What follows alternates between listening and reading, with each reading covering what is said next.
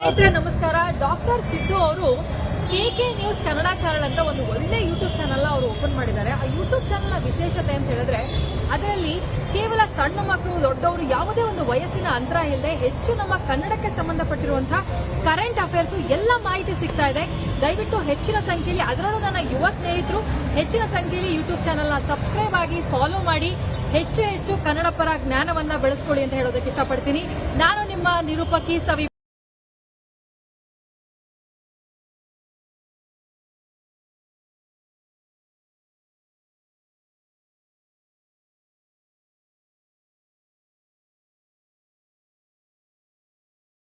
ಹೆಚ್ಚುವರಿಯಾಗಿ ಈಗಾಗಲೇ ಆ ಜಾಗ ದೂರ ಆಗ್ತದೆ. ಮೈಲೇಶ್ವರದಲ್ಲಿ ಗುರುತಿಸುವ ಜಾಗ ಇದರಿಂದ 4 ಕಿಲೋಮೀಟ್ರ್, ಒಳಗಡೆ 1 ಕಿಲೋಮೀಟ್ರ್, 5 ಕಿಲೋಮೀಟ್ರ್ ಹಾಕಿಕೊಂಡು AC ಸಾಹೇಬರು ಮನಗಂಡು ಆ ಜಾಗದ ಬಂದು ಅದನ್ನು ರದ್ದು ಮಾಡಿ ID ಮಾಡಬೇಕು ಅಂತ ಸ್ಪಷ್ಟವಾಗಿ ಒಂದು ನಿರ್ದೇಶನ ಕೊಟ್ಟಿದ್ದಾರೆ. ಆ ನಿರ್ದೇಶನದ ಪ್ರಕಾರ ಇವತ್ತು AC ಸಾಹೇಬರು ನಮ್ಮ ಸಭೆಗೆ ಬಂದು ನಮಗೆ ಒಂದು ಭರವಸೆಯನ್ನು ಕೊಟ್ಟಿದ್ದಾರೆ. ಅದಕ್ಕೆ ನಾನು ಅಭಿನಂದನೆ ಹೇಳ್ತಾ, ಒಂದೇ ಒಂದು ಮಾತು, ಈ ಹೋರಾಟ ಇಲ್ಲಿಗೆ ಅಡಿಕೆ ಆಗಿಲ್ಲ. ತಾತ್ಕಾಲಿಕವಾಗಿ AC ಸಾಹೇಬರು, DC ಸಾಹೇಬರು, ತಾಲೂಕು ಆಡಳಿತ, ಪೊಲೀಸ್ ಇಲಾಖೆ ನಮ್ಮೊಂದಿಗೆ ಸಹಕಾರ ಕೊಟ್ಟಾರೆ. ಅವರ ಮಾತಿಗೆ ನಾವು ಇವತ್ತಿಗೆ ಕ್ಲೋಸ್ ಮಾಡೋಣ. ಒಂದು ವೇಳೆ ಇವತ್ತಿಲ್ಲ ನಾಳೆ ಮತ್ತು ಅಕಸ್ಮಾತ್ ID ಅದು ಸ್ವಲ್ಪ ಲೇಟ್ ಆಗಿರ್ತಾವೆ, ಸರ್ಕಾರದ ಹೊತ್ತೋದು ನಾವು ಕಾಯ್ತೀವಿ. ಆದ್ರೆ ನಾವು ಕಾಯಿ ಹೊತ್ತಿನೊಳಗೆ ಏನಾದರೂ ಒಂದು ಮತ್ತೆ ಅಲ್ಲೇ ಪ್ರಾರಂಭ ಮಾಡಲು ಸ್ಟಾರ್ಟ್ ಮಾಡಿದರೆ ಈ ಹೋರಾಟ ಮತ್ತೆ ಪ್ರಾರಂಭ ಆಗ್ತದೆ. ನಾನು ಎಲ್ಲ ಹೋರಾಟಗಾರರಿಗೆ ಹೇಳ್ತೀನಿ, ಇದು ಅಂತಲ್ಲ, ತಾತ್ಕಾಲಿಕ ಅಂತ. ಅದಾಗಲಿಲ್ಲ ಅಂದ್ರೆ ಇದು ಅಂಚೆ, ಇದು ವಿಸರ್ಜನೆ. ಈಗ ನಾವು ರಿಜಿಸ್ಟ್ರೇಷನ್ ಮಾಡಿಸಿಲ್ಲ, ಈಗ ಕಡ್ಡಾಯ ಇರ್ತಲ್ಲ, ಅಲ್ಲಿ ಆಯ್ತಿಲ್ಲೋ ಅವತ್ತಿನ ದಿವಸ ನಾವೇನು ಹೋರಾಟದವ್ರಿಗೆ ಭಾಗವಹಿಸಿದ್ದಾರೆ ಅವರೆಲ್ಲರಿಗೆ ಸನ್ಮಾನ, ಸತ್ಕಾರ, ಅಭಿನಂದನಾ ಸಮಾರಂಭ ಇಟ್ಕೊಳ್ತೀವಿ. ಅಲ್ಲಿವರೆಗೂ ಯಾವ ಸಮಾರಂಭ ಸನ್ಮಾನ ನಾವು ಮಾಡಲ್ಲ.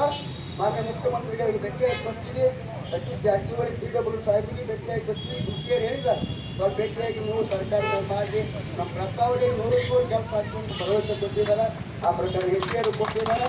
ಅದಕ್ಕೆ ಅಧ್ಯಕ್ಷರ ಅಪ್ಪಣೆ ತಗೊಂಡು ಈ ಧರಣಿ ಸತ್ಯಾಗ್ರಹವನ್ನು ನಾವು ಇಲ್ಲಿ ಅಂತ್ಯಗೊಳಿಸ್ತೀವಿ. ದಯವಿಟ್ಟು ತಾಳಿಕೋಟಿ ಹಾಗೂ ಎಲ್ಲ ತಾಲೂಕಿನ ಜನರು, ಪೊಲೀಸ್ ಇಲಾಖೆ, ತಾಲೂಕಾಡಳಿತ ಮುಂದಿನ ಹೋರಾಟ ಮಾಡೋದಂದ್ರೆ ದಯವಿಟ್ಟು ನಮ್ಮ ಜೊತೆಗೆ ಎಲ್ಲರಿಗೆ ನಮಗೆ ವಿನಂತಿಸಿ ಈ ಹೋರಾಟವನ್ನು ಇವತ್ತಿನ ದಿವಸ ಅಂತ್ಯಗೊಳಿಸ್ತೀವಿ. ಜೈ ಹಿಂದ್, ಜೈ ಕರ್ನಾಟಕ. ಪರವಾಗಿ ಪ್ರತಿಭಟನೆಯನ್ನು ಹಮ್ಮಿಕೊಂಡಿದ್ದರು. ಈಗಾಗಲೇ ಮಾನ್ಯ ಜಿಲ್ಲಾಧಿಕಾರಿಗಳ ಆದಿಯಾಗಿ ತಮ್ಮೊಂದಿಗೆ ಪ್ರತಿಭಟನಾ ಸ್ಥಳಕ್ಕೆ ಬಂದು ತಮ್ಮ ಬೇಡಿಕೆಗಳನ್ನು ಮನಗಂಡು ಜಿಲ್ಲಾಧಿಕಾರಿಗಳು ಪ್ರಮುಖವಾಗಿ 2 ವಿಭಾಗಗಳಿಗೆ, ಅಂದರೆ ಒಂದು PW ವಿಭಾಗಕ್ಕೆ ಮತ್ತು ಇನ್ನೊಂದು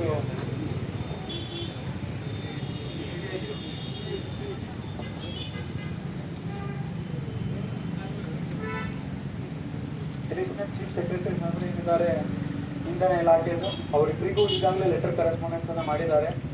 ತಮ್ಮ ಬೇಡಿಕೆಯಂತೆ 2 ಸ್ಥಳದ ವರದಿಯನ್ನು ಇಲ್ಲಿನ ತಹಸೀಲ್ದಾರ್ ಅವರಿಂದ ವರದಿಯನ್ನು ಪಡೆದುಕೊಂಡು ಈಗಾಗಲೇ ಪ್ರಸ್ತಾವನೆಯನ್ನು ಒಂದು KB ಜಾಗ 2 ಎಕರೆ 38 ಗುಂಟೆಗೆ, ಅದೇ ರೀತಿ PWD 4 ಎಕರೆ 22 ಗುಂಟೆ ಇದೆ. ಅದರಲ್ಲಿ 2 ಎಕರೆ ಜಾಗವನ್ನು ಗುರುತಿಸಿ ಈಗಾಗಲೇ ಶೀಟ್ ಎಲ್ಲ ರೆಡಿ ಮಾಡಿ ಕಳಿಸ್ಕೊಟ್ಟಿದ್ದಾರೆ. ಈಗ ಆ ಇಲಾಖೆಯಿಂದ ವರದಿ ಬಂದ ತಕ್ಷಣ ಮುಂದಿನ ರೂಪುರೇಷೆಗಳನ್ನು ಹೇಳಲಾಗುತ್ತದೆ. ಅದಕ್ಕೆ ಇಲ್ಲಿವರೆಗೂ ಏನು ಪ್ರತಿಭಟನೆ ಹಾಕ್ಕೊಂಡಿದ್ದೀರಿ, ಇಲ್ಲಿಗೆ ಕೈಬಿಟ್ಟು ಜಿಲ್ಲಾಡಳಿತದೊಂದಿಗೆ ಸಹಕರಿಸ್ತೀರಿ ಅಂದ್ಕೊಂಡು ನಾನು ಒಂದೆರಡು ಮಾತುಗಳನ್ನು ಈ ಧರಣಿ ಸತ್ಯಾಗ್ರಹಕ್ಕೆ ಬಿಜಾಪುರ ಜಿಲ್ಲೆಯ AC ಸಾಹೇಬರು ಆಗಮಿಸಿದ್ದಾರೆ. AC ಸಾಹೇಬ್ರೆ, ಬಾಗೇವಾಡಿ DYSP ಸಾಹೇಬ್ರೆ, ನಮ್ಮ ತಾಳಿಕೋಟಿ ತಾಲೂಕಿನ ತಹಸೀಲ್ದಾರ್ರೆ, PSI ಮೇಡಮ್ ಅವರೇ, ಹೋರಾಟ ಸಮಿತಿಯ ಅಧ್ಯಕ್ಷರೇ, ಯಾವತ್ತು ಪದಾಧಿಕಾರಿಗಳೇ ಹಾಗೂ ಸದಸ್ಯರೇ, ಪತ್ರಿಕಾ ಮಿತ್ರರು, ಈಗಾಗಲೇ ನಾವು ಹೋರಾಟ ಪ್ರಾರಂಭಿಸಿ 76 ದಿನ ಕಳೆದರೂ ಸಹಿತ ನಮ್ಮ ಜನಪ್ರತಿನಿಧಿಗಳು ನಮ್ಮ ಒಂದು ವಿಚಾರಕ್ಕೆ ನೇರವಾಗಿ ಸ್ಪಂದಿಸಲಿಲ್ಲ ಅಂತ ಜಿಲ್ಲಾಧಿಕಾರಿಗಳು ಇವನ್ನ ಸ್ವಯಂ ಮನಸ್ಸಿನಲ್ಲಿ ಹಾಕಿಕೊಂಡು ನಮ್ಮ ದೇವರಪುರಿ ಮತಕ್ಷೇತ್ರದ ಶಾಸಕರಾದಂಥ ರಾಜುಗೌಡರ ನೇತೃತ್ವದಲ್ಲಿ ಒಂದು 5-6 ಜನ ನಾವು DC ಸಾಹೇಬರಿಗೆ ಹೋಗಿ ಭೇಟಿಯಾದೆವು. ಡಿ ಸಿ ಸಾಹೇಬರು ನಮಗೆ ಭಾಳ ಸ್ಪಷ್ಟವಾಗಿ ಮನವರಿಕೆ ಮಾಡಿಕೊಟ್ಟಾರೆ ಹೋರಾಟಗಾರರು. ಹೀಗಾಗಿ ಅವ್ರ ಮಾತಿಗೆ ನಾವು ಒಂದು ಬೆಲೆಯನ್ನು ಕೊಟ್ಟಿದ್ದೇವೆ. ಈಗಾಗಲೇ ಅವರು ಸರ್ಕಾರಕ್ಕೆ 4 ಎಕರೆ 22 ಗುಂಟೆ ಜಾಗ ಅರ್ಜಿ ಅದ, ಅದರೊಳಗೆ 2 ಎಕರೆ ಕ್ಲಿಯರ್ ಇವಾಗ ಪ್ರಜಾಸೌಧಕ್ಕೆ ಲಭ್ಯ ಅಂತ ಒಂದು ಪ್ರಸ್ತಾವನೆ ಕಳಿಸ್ತಾರೆ. ಅಲ್ಲಿ ಸಾರ್ವಜನಿಕರಿಗೆ ಅನುಕೂಲ ಆಗ್ತದೆ ಅಂತ ತಿಳಿಸಿದ್ದಾರೆ. ಆ ಕುರಿತು ಎಸ್ ಸಾಹೇಬರು ಇವೆಲ್ಲ ಸಭೆಯನ್ನು ನಿರ್ವಹಿಸಿ ಮಾತಾಡ್ತಾರೆ.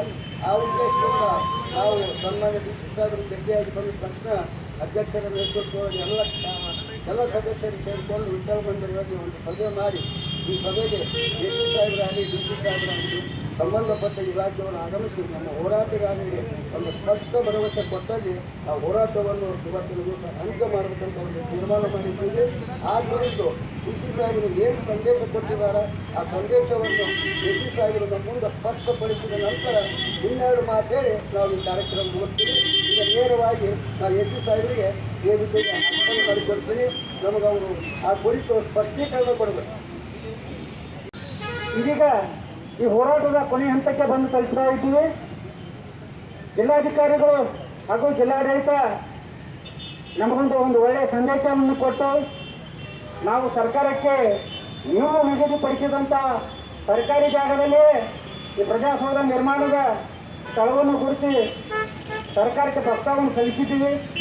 ಅದಕ್ಕೆ ಈ ಹೋರಾಟವನ್ನು ಮುಂದುವರಿಸದಾಗಿ ಅಂತ ಹೇಳ್ತಾರೆ. ಎಲ್ಲ ಹೋರಾಟಗಾರರಿಗೆ ಮನವಿ ಮಾಡಿಕೊಂಡಾಗ ಎಲ್ಲ ಹಿರಿಯ ಹೋರಾಟಗಾರರು ವಿಚಾರ ಮಾಡಿದಾಗ ಅದಕ್ಕೆ ಈ ರಣಸ್ಥಳಕ್ಕೆ ಆಗಮಿಸಿದ್ದಾರೆ. ಅದಕ್ಕೆ ಪ್ರಾಸ್ತಾವಿಕವಾಗಿ ಈ ಧರಣಿ ಹೋರಾಟ ಸಮಿತಿಯ ಪ್ರಧಾನ ಕಾರ್ಯದರ್ಶಿ ಆದಂತಹ ಕಾಶಿನಾಥ್ ಮುರಾಳನ್ನವರು ಈ ಹೋರಾಟದ ಕುರಿತು ಮಾತಾಡುವಂತ ಹೇಳ್ಬೇಕಂತ ಹೇಳಿ ಅವರನ್ನು ಕೇಳ್ತಾರೆ.